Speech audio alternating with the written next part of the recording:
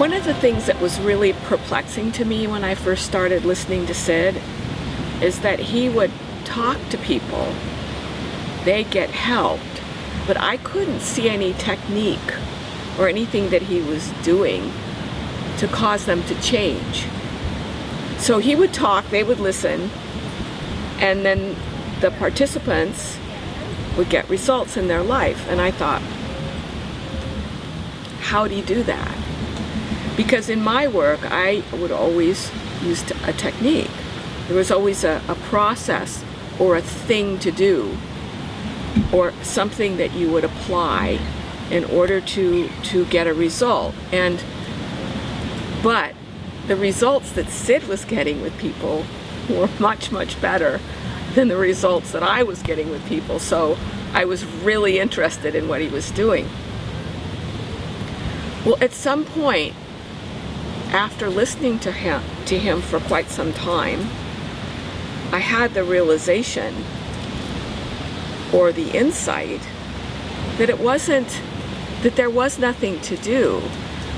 What happened to people is that they would get an insight that would help them about their particular personal situation. Like, for example, I always wondered what to do about moods, my moods. And I was always looking outside myself for something to do about them. Whether that be take medication,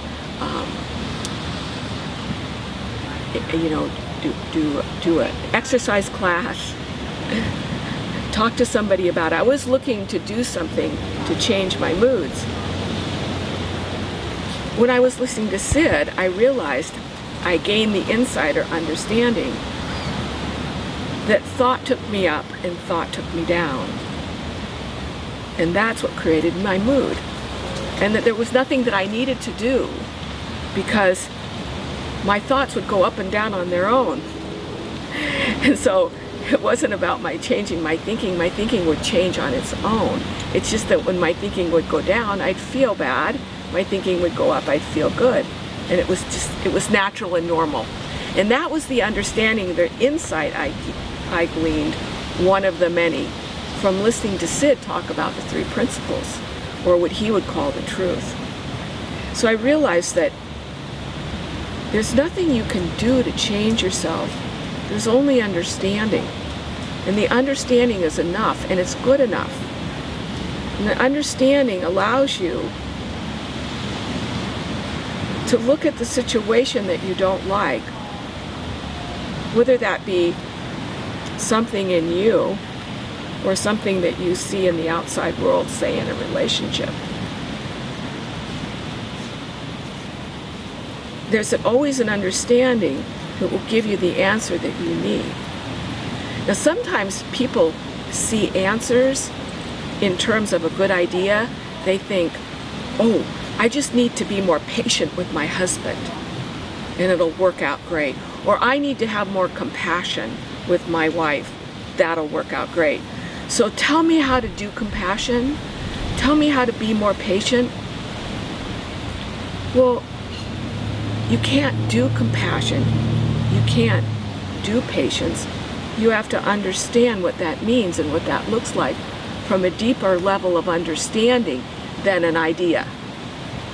Because understanding is at a deeper level than the intellect. Insight comes from a deeper level than the intellect. And when the understanding comes, it creates change on its own.